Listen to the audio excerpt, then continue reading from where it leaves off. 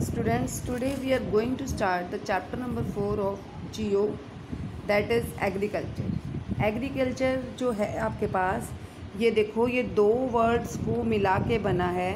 वो दो वर्ड्स कौन कौन से हैं? एक लेटिन वर्ड है एजर या एग्री, ठीक है, और एक लेटिन वर्ड है कल्चर। क्लियर? तो इन दोनों वर्ड्स को मिलाकर आपका बना है एग्रीकल्चर। एग्री का मतलब होता है सॉयल और कल्चर का मतलब होता है कल्टीवेशन। तो इस this way if we will say, तो हम क्या कह सकते हैं, जो एग्रीकल्चर है वो क्या है? Cultivation of soil. ठीक है, सॉयल का कल्टीवेशन करना ही क्या होता है? एग्रीकल्चर होता है। इस चैप्टर में देखो, एक ये छोटी सी आपके पास स्टोरी दे रखी है। इस स्टोरी में कौन कौन दे रखे हैं? तीन बच्चे दे रखे हैं, गुरप्रीत माधो एंड टीना, जो कि विलेज में से गुज़र रहे थे। और वहाँ वो रास्ते में क्या देखते हैं कि एक जो फार्मर है वो लैंड टिलिंग कर रहा है, मतलब अपनी लैंड को कल्टीवेट कर रहा है, मतलब उसको अच्छी तरह से इस तरीके से बना रहा है ताकि वो उसके ऊपर खेती कर सके। The farmer told them, farmer उनको क्या बताया कि वो वीट यहाँ पर उगाएगा एंड उसके बाद उसके अंदर मैन्योर वगैरह ऐड करेगा सॉयल में और उस मिट्टी को फर्टाइल बनाएगा। फिर उसने बच्चों को ये भी बताया कि जब वीट जो है पूरी तरह से उग जाएगी तो उसको मार्केट में जब वो सेल करेगा मंडी में, तो उसको अच्छे प्राइस मिलेंगे। ठीक है, और उससे फिर उसके बाद वही जो वीट है वो फैक्ट्रीज़ में जाएगी, जिससे कि ब्रेड और बिस्किट बनेंगे। ठीक है, आटे के। अब मतलब आप ध्यान से देखो, सबसे पहले वीट ग्रो किया, ठीक है, उसके बाद उसी वीट से आटा बनाया। ठीक है ना, ध्यान रखना है आपको। सबसे पहले हम क्या कह रहे हैं, मैं आपको जो मेन चीज़ बता देती हूँ वो समझ आएगी आपको। वीट ग्रो किया, उसी वीट से हम क्या बनाते हैं? फ्लोर, मतलब आटा बनाते हैं। और उसी वीट से हम फिर उसके बाद क्या बना देने हैं? उसी वीट से उसके बाद वो क्या बनेंगे? वहाँ पर बिस्किट्स बनेंगे। ठीक है, बिस्किट या ब्रेड बनेगा। तो अब ध्यान से जो देखने वाली चीज़ है, ये सारे सेंटेंसेस, इन तीनों सेंटेंस से हमें अब एक चीज़ क्लियर होती है कि जो हमारी एक्टिविटीज़ हैं कोई प्रोडक्ट को बनाने की, वो एक्टिविटीज़ जो हैं वो 3 पार्ट्स में डिवाइड होती हैं। 3 एक्टिविटीज़ होती हैं हमारी, प्राइमरी, सेकेंडरी और टर्शरी एक्टिविटीज़।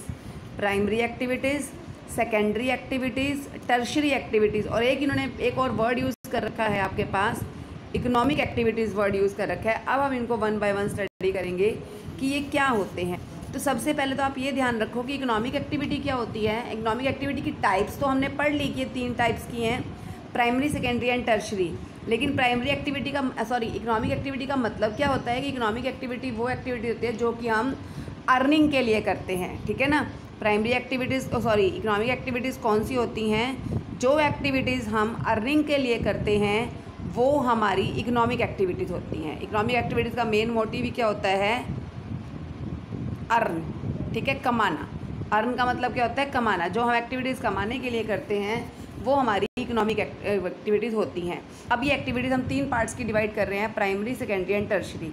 अब देखो ध्यान से, प्राइमरी एक्टिविटीज़ का दूसरा नाम एग्रीकल्चरल बेस्ड एक्टिविटीज़ भी होता है।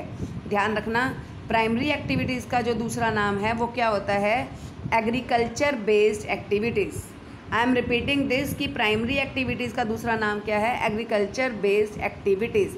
और अब आपको पता है एग्रीकल्चर करने के लिए हमें क्या चाहिए होते हैं? एग्रीकल्चर एक्टिविटीज़ करने के लिए हमें नेचुरल रिसोर्सेज चाहिए होते हैं। तो इट मीन्स प्राइमरी एक्टिविटीज़ अगर हम डेफिनेशन करते हैं तो यही है कि प्राइमरी एक्टिविटी के अंदर वो सारी एक्टिविटीज़ होती हैं जो कि नेचुरल रिसोर्सेज का यूज़ करके या उनको एक्सप्लॉइट करके की जाती हैं। ठीक है, जिन एक्टिविटीज़ में नेचुरल रिसोर्सेज का यूज़ होता है और उसके बाद उन एक्टिविटीज़ को हम क्या बोलते हैं? Primary activities.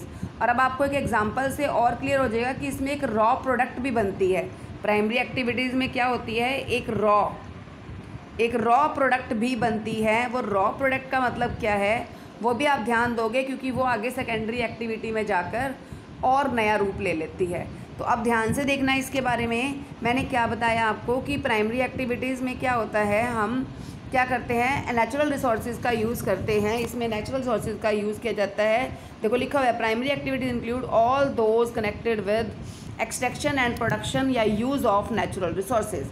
अब इसके एग्जांपल्स कौन कौन से हैं? देखो इनके एग्जांपल्स हैं आपके पास। सबसे नंबर 1 जो चैप्टर का नाम पढ़ रहे हो वही इसका एग्जांपल है एग्रीकल्चर। दूसरा इसका एग्जांपल है फिशिंग। तीसरा इसका एग्जांपल है गैदरिंग। बेटा और भी इसके बहुत सारे एग्जांपल हैं, जैसे कि आपने पढ़ा होगा माइनिंग, माइनिंग भी इसका एग्जाम्पल है। सिमिलरली आपकी डेयरी फार्मिंग होती है तो वो डेयरी फार्मिंग भी इसका ही एग्जाम्पल होता है, डेयरी फार्मिंग भी इसी के अंदर आती है। पोल्ट्री फार्मिंग भी जो जिसमें आप वो एनिमल्स रखते हो जो जिनसे अंडे मिलते हैं, वो भी इसी के अंदर आते हैं। तो ये सारी हमारी कौन सी एक्टिविटीज़ होती हैं, प्राइमरी एक्टिविटीज़ में काउंट होती हैं। इनको बोलते हैं agriculture plus agriculture related activities, इसलिए सेक्टर का नाम एग्रीकल्चर रिलेटेड एक्टिविटीज़ या एग्रीकल्चर रिलेटेड सेक्टर भी होता है। तो अब देखो, जैसे कि मैंने एग्जांपल दिया, हम एग्रीकल्चर का कर रहे हैं। एग्रीकल्चर का तो एग्जांपल ऊपर भी हमने जो स्टोरी में लिया था कि उसने क्या ग्रो किया, वीट ग्रो करी। वीट को वो तो खुद भी यूज़ करेगा, लेकिन वीट को अब खुद यूज़ करेगा तो पैसे कहाँ से मिलेंगी, इकोनॉमिक एक्टिविटी नहीं बनेगी। तो इसलिए वो क्या करेगा, वीट को वो मार्केट में सेल करता है। वीट मार्केट में सेल होती है, या फिर वीट का आटा बनता है, वो आटा मार्केट में सेल होता है। तो वो मार्केट में तो हम भी ख़रीदते हैं, लेकिन जब फैक्ट्रीज़ वाले ख़रीदते हैं ना उसको, जब वो मार्केट से वही चीज़ों को फैक्ट्री वाले ख़रीदते हैं और वो क्या करते हैं उसका, जैसे कि बेकिंग करते हैं, बेकिंग करके बिस्किट बनाते हैं, ब्रेड बनाते हैं, केक बनाते हैं, तो वो काम फैक्ट्रीज़ में होता है ना। तो वो कौन सी एक्टिविटी बन जाती है, सेकेंडरी एक्टिविटी। ये देखो एग्जांपल दे भी रखा है, बेकिंग ऑफ ब्रेड, तो वो सेकेंडरी एक्टिविटी बन जाती है। सिमिलरली आप एग्रीकल्चर में अगर एक एग्जांपल और लेते हो, जैसे कि क्लॉथ, कॉटन होता है। कॉटन का एक छोटा सा, पहले हम कॉटन यार्न करते हैं ना, हम कॉटन का पहले बीज बोते हैं, कॉटन की क्रॉप उगाते हैं। कॉटन की क्रॉप उगाई, वो तो होगी हमारी प्राइमरी एक्टिविटी, ठीक है। उसके बाद उस कॉटन से कपड़ा बनता है, वो फैक्ट्रीज़ में जाके बनता है, तो वो हमारी कौन सी हो जाती है, सेकेंडरी एक्टिविटी हो जाती है। इसी तरह से, क्योंकि इसमें नेचुरल रिसोर्सेज का यूज़ होता है, जैसे आप फिशिंग करते हो, फिशिंग में आपको बस क्या करना होता है, रिवर्स जो होती हैं वो भी नेचुरल हैं, फ़िश हैं वो भी नेचुरल हैं। बस आप रिवर के पास जाते हो, पॉन्ड्स के पास जाते हो, टैंक्स के पास जाते हो और वहाँ से मछलियाँ निकालते हो और उनको मार्केट में बेचते हो। तो ये भी कौन सी एक्टिविटी होती है, आपकी प्राइमरी एक्टिविटी होती है। मतलब इसमें मैन मेड मशीन्स का यूज़ कोई भी नहीं होता, जस्ट नेचुरल रिसोर्सेज का यूज़ करके जो गुड्स हम एक्सट्रैक्ट करते हैं, बनाते हैं, वो हमारी प्राइमरी एक्टिविटी के अंदर इंक्लूड होती हैं। समझ आ गया आपको ये। और नेचुरल थर्ड एक्टिविटी अब हमारे पास कौन सी है, थर्ड है अब हमारी टर्शरी एक्टिविटी।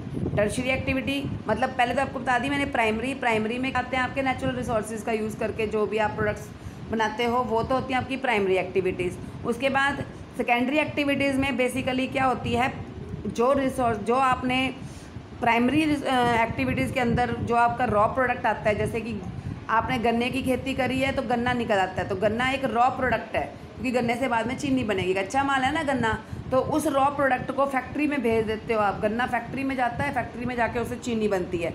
तो मीन्स जब नेचुरल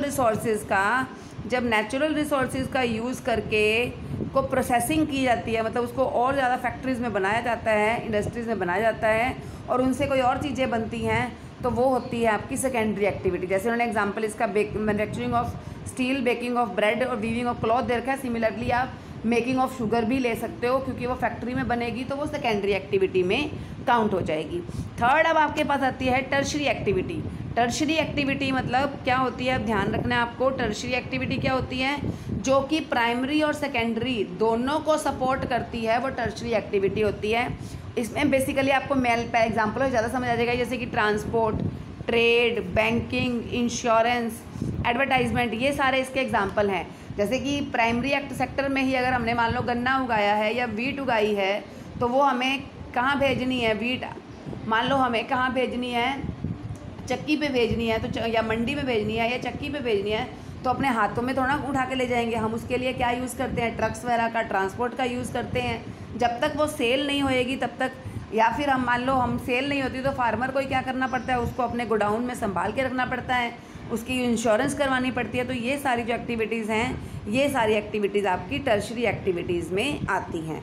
तो इस तरह से आपको मेन आपको जो पढ़ना है, एग्रीकल्चर के बारे में पढ़ना है, जो कि एक प्राइमरी एक्टिविटी है। इसके अंदर हम fruits, vegetables, crops, as well as, देखो लिखा हुआ है as well as rearing livestock. क्या लिखा हुआ है, rearing livestock. Rearing livestock लिखने का मेन मोटिव यही है कि हम इसमें डेयरी फार्मिंग, पोल्ट्री फार्मिंग का भी हमने पढ़ा है ना, तो वो इस कारण से इन्होंने रियरिंग लाइव स्टॉक भी रखा हुआ है, क्योंकि इसके अंदर वो एक्टिविटीज़ भी इंक्लूड होती हैं। तो मीन्स अगर आपसे एग्रीकल्चर रिलेटेड एक्टिविटीज़ के एग्जाम्पल पूछे जाएँ तो आप poultry farming, dairy farming, fishing, mining, ये सारे एग्जाम्पल बीच में साथ में दोगे, ठीक है। अब उसके बाद हमारे पास आता है कि हमारी जो 50%, पता ही आपको, ज़्यादा हमारा कृषि प्रधान देश बोलते हैं हम अपने देश को, कि हमारे देश में 50% से ज़्यादा पॉपुलेशन जो है वो एग्रीकल्चर में ही है। ठीक है, तो इस ज़्यादा 2/3 मतलब पॉपुलेशन जो है हमारी कंट्री की वो एग्रीकल्चर पे ही डिपेंडेंट है। अब एग्रीकल्चर के लिए हमारे पास कुछ फैक्टर्स होते हैं, कौन कौन से, जैसे कि हमारी सॉयल की जो है टोपोग्राफी का मतलब है उसका जो लेवल वगैरह है वो सब क्या होना चाहिए, अच्छा होना चाहिए। ठीक है, सिमिलरली क्लाइमेट जो है वो एग्रीकल्चर एक्टिविटी के लिए बहुत ज़रूरी होता है। और अब एक डेफिनेशन है कि जिस लैंड पर आप खेती करते हो उस लैंड को कौन सी लैंड बोलते हैं, एरेबल लैंड बोलते हैं। ये डेफिनेशन आ भी सकती है। तो अब हम आगे पढ़ेंगे कि एग्रीकल्चर जो है, ये देखो एग्रीकल्चर से रिलेटेड कुछ और पॉइंट्स हैं। कल्चर पढ़ा हमने जिसमें एग्रीकल्चर तो पढ़ लिया, ये अब आपके पास ना कल्चर की कुछ टाइप्स हैं। ठीक है, ये देखो कल्चर लिखा हुआ है, कल्चर के बहुत सारे टाइप्स हैं, जैसे कि एग्रीकल्चर जिसके बारे में हमने पढ़ लिया। इसमें क्या करते हैं, सॉयल को पहले अच्छी तरह से सही तरीके से सेट करते हैं, मतलब उसको कल्टीवेट करते हैं, फिर उसके अंदर हम क्या करते हैं, मैन्योर्स वगैरह डालते हैं, फिर उसके अंदर हम क्रॉप्स ग्रो करते हैं। एज वेल एज इसमें लाइफ स्टॉक भी रखते हैं, पोल्ट्री फार्मिंग, डेयरी फार्मिंग भी इसी में आते हैं। वो एग्रीकल्चर तो हमारा हो गया। सेकंड ये देखो गिवन है सेरीकल्चर। ठीक है, सेकंड गिवन है सेरीकल्चर, वो यहाँ पे भी है। सेरीकल्चर आप लोग साइंस में भी पढ़ते हो। सिल्क बनाने के लिए हम सिल्क वर्म्स को रियर करते हैं, तो वो होता है सेरीकल्चर। पिसिकल्चर, सिर्फ एक ध्यान रखो पिसिकल्चर के साथ फिश वर्ड को, फिशेस को रखते हो, फिशेस की केयर करते हो, टैंक्स और पॉन्ड से आप हमने पढ़ाया है ना, एग्रीकल्चर का ही पार्ट है पिसिकल्चर। फोर्थ है आपका विटीकल्चर। विटीकल्चर स्पेशली, वैसे तो फ्रूट्स और वेजिटेबल्स के बारे में हम पढ़ चुके हैं, फ्रूट्स और वेजिटेबल्स को ग्रो करना एग्रीकल्चर में भी आता है, लेकिन एग्रीकल्चर में बेसिकली क्रॉप्स आती हैं। जो फ्रूट्स और वेजिटेबल्स वगैरह हैं वो सारे किस में आते हैं, हॉर्टिकल्चर में आते हैं। ठीक है, और उन्हीं फ्रूट्स में से एक स्पेशल फ्रूट का नाम दे रखा है ग्रेप्स, उसके रियरिंग को क्या बोलते हैं, हम विटीकल्चर बोलते हैं। तो इस तरह से आपके पास ये बहुत सारे कल्चर्स जो हैं करने वो दे रखे हैं, जो कि आपको लर्न करने हैं। अब है आपके पास फार्म सिस्टम, फार्मिंग करते हैं, किसानों के द्वारा फार्मिंग करी जाती है। तो फार्मिंग करने के लिए उनको क्या चाहिए, उनको बहुत सारी चीज़ें चाहिए होती हैं। जो उनको चीज़ें चाहिए होती हैं उन्हीं को हम क्या बोलते हैं, इनपुट्स। मतलब इनपुट्स का नॉर्मल सा मीनिंग लिखो तो आप क्या लिख सकते हो, थिंग्स।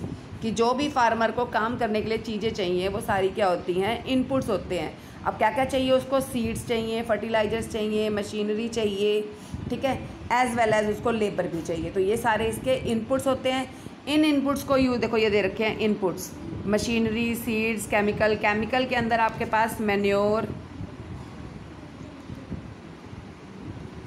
फर्टिलाइज़र, ये सब आ जाते हैं। ठीक है, और उसके बाद फिर आप इन इनपुट्स का यूज़ करते हो, मतलब काम करते हो, प्रोसेस करते हो खेती की। तो वो आगे प्रोसेसिंग, मतलब खेती में कौन कौन सी प्रोसेस करते हो, हल चलाते हो, स्प्रे करते हो, फिर बीज उगाते हो, सो करते हो, फिर स्प्रे करते हो। ये सब काम करके लास्ट में आपको क्या मिलती है, क्रॉप मिलती है, मतलब पूरी तरह से खड़ी फसल मिल जाती है। उसको बोलते हैं आपका आउटपुट। आउटपुट का सिंपल सा मीनिंग अगर आप लेते हो तो रिजल्ट होता है। तो मीन्स पहले आप कुछ चीज़ों का यूज़ करते हो जिनको इनपुट बोलते हैं, उन इनपुट्स के द्वारा प्रोसेस शुरू करते हो जिसको प्रोसेस बोलते हैं, और जो उससे रिजल्ट मिलता है वो आपके आउटपुट होते हैं। यही होता है आपका फार्मिंग सिस्टम। ठीक है, अब इनपुट्स के बारे में जो कह रखा है, इन इनपुट्स को हम फिज़िकल इनपुट्स भी बोलते हैं। फिज़िकल इनपुट्स में क्या क्या आते हैं आपके पास, फिज़िकल इनपुट्स में देखो ये इनपुट्स तो हमने पढ़े हैं, ये तो जो हमने इनपुट्स इधर पढ़े हैं ना, ये तो हमारे ह्यूमन इनपुट्स हैं। ये हमारे कौन से इनपुट्स हैं, ह्यूमन इनपुट्स हैं, जो कि हमने यहाँ पढ़े हैं। लेकिन अब जो हम यहाँ पढ़ रहे हैं फिज़िकल इनपुट्स हैं, जो कि स्पेशली आपके पास ये गिवन है। कौन कौन से गिवन है ये आपके पास, ये आपके पास 5 फिज़िकल इनपुट्स गिवन हैं, जो कि कौन कौन से गिवन है आपके पास, sunshine, rainfall, temperature, soil, slope. ये आपके फिज़िकल इनपुट्स हैं। और जो ये नीचे पढ़े हैं आपने, ये आपके कौन से हैं, लेबर, ठीक है, रॉ मटेरियल, ठीक है, सीड्स, केमिकल, ये आपके ह्यूमन इनपुट्स होते हैं। अब हम आगे पढ़ेंगे टाइप्स ऑफ फार्मिंग। फार्मिंग की टाइप्स, अब देखो फार्मिंग की टाइप्स को हम स्टार्ट करें तो हमारे पास फार्मिंग की टाइप्स 2 दे रखी है, एक होती है सब्सिस्टेंस फार्मिंग और एक होती है कमर्शियल फार्मिंग। यहीं से क्लियर हो जाएगा आपको, ये जब सिंपल सा ही डेफिनेशन बताती हूँ, डिफरेंस यहीं से क्लियर हो जाएगा। सब्सिस्टेंस फार्मिंग का मतलब ही क्या होता है, जो फार्मिंग हम, सब्सिस्टेंस फार्मिंग क्या होती है, जो फार्मिंग हम अपने लिए करते हैं, वो सब्सिस्टेंस फार्मिंग होती है। जो बेचने के लिए करते हैं वो कमर्शियल फार्मिंग होती है। पहले तो आप सिंपल ये याद कर लो, इससे आपको सारी डेफिनेशन क्लियर हो जाएगी। मीन्स सब्सिस्टेंस फार्मिंग में जो भी किसान होते हैं, चाहे वो एक क्रॉप ग्रो करें चाहे वो 4 क्रॉप्स ग्रो करें, तो वो ऐसी क्रॉप्स ग्रो करते हैं जो बेसिकली उनके पास, क्योंकि ना इसमें क्या होता है, छोटा सा टुकड़ा होता है उनके पास लैंड्स का, तो वो अपनी ही नीड्स को मुश्किल से पूरा कर पाते हैं। मतलब जितनी वो वीट ग्रो करते हैं वो पूरे साल वो अपने ही परिवार के लिए यूज़ करते हैं, उसको मार्केट में बेचते नहीं हैं। तो ये होती है सब्सिस्टेंस फार्मिंग। अब देखो इनको 1 बाय 1 हम स्टडी करेंगे। तो सबसे पहले अब हम किसको स्टडी करेंगे, सब्सिस्टेंस फार्मिंग को। तो देखो सब्सिस्टेंस फार्मिंग के बारे में क्या दे रखा है, this type of farming is practised to meet the needs of farmers family. Farmer की अपनी फैमिली की नीड्स को पूरा करने के लिए वो ये फार्मिंग करता है। इसीलिए मतलब जो भी खेती करता है वो सिर्फ अपने लिए करता है, उसको मार्केट में बेचना नहीं होता। इसलिए वो पूरे साल में, नहीं तो अदरवाइज़ क्या हो, जल्दी जल्दी फटाफट ग्रो करने के चक्कर में रहते हैं वो, तो उनको ऐसा कुछ नहीं होता। इसलिए वो इसके लिए लो लेवल ऑफ टेक्नोलॉजी का यूज़ करते हैं और अपने घर के ही, ना ही बाहर की लेबर रखते हैं, क्योंकि उनको देना पड़ेगा। जब हमने मार्केट में बेचनी नहीं तो हम मार्केट लेबर को पैसे कहाँ से देंगे। तो ये इसलिए सिर्फ अपने ही जो घर के लोग होते हैं यहाँ पर खेती करते हैं। सारे अपने घर के लोग ही जब हैं इसके ऊपर खेती करते हैं और प्रोडक्शन करते हैं, और जो प्रोडक्शन होती है वो उसको अपने घर ले जाते हैं, उसको सेव रखते हैं और पूरा साल उसी से अपने घर का गुजारा करते हैं। ये होती है सब्सिस्टेंस फार्मिंग। आगे इसी को एक पार्ट में डिवाइड कर रखा है, this is in intensive subsistence agriculture. मतलब कि ये क्या नाम है हमारे पास, इंटेंसिव सब्सिस्टेंस एग्रीकल्चर। इसमें क्या होता है, फार्मर छोटे छोटे, वही सेम ऊपर जो पढ़ा हमने, स्मॉल टेक्नोलॉजी और अपने घर की लेबर का यूज़ करके छोटे से अपने लैंड के प्लॉट के ऊपर क्या करता है, वो कल्टीवेशन करता है। ठीक है, कल्टीवेशन करता है और उसके बाद क्या करता है, मेन तो देखो लिखा हुआ है उसी प्लॉट में वो 4-5 खेतियाँ कर रहा है।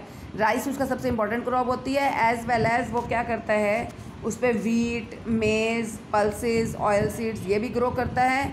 ठीक है, और लेकिन इन सब का चीज़ों का यूज़ मेन क्या है, वो अपने ही घर में अपने लिए ही करता है। तो इंटेंसिव सब्सिस्टेंस एग्रीकल्चर में मेन क्या है कि वो खाली एक खेती ना करके बल्कि बहुत सारी खेतियाँ करता है, 3-4 क्रॉप्स को ग्रो करता है इसके अंदर। ठीक है, अब नेक्स्ट है आगे हमारे पास primitive subsistence agriculture. Primitive subsistence agriculture को 2 पार्ट्स में डिवाइड किया गया है, एक तो शिफ्टिंग कल्टीवेशन और एक आपके पास है नोमैडिक हर्डिंग।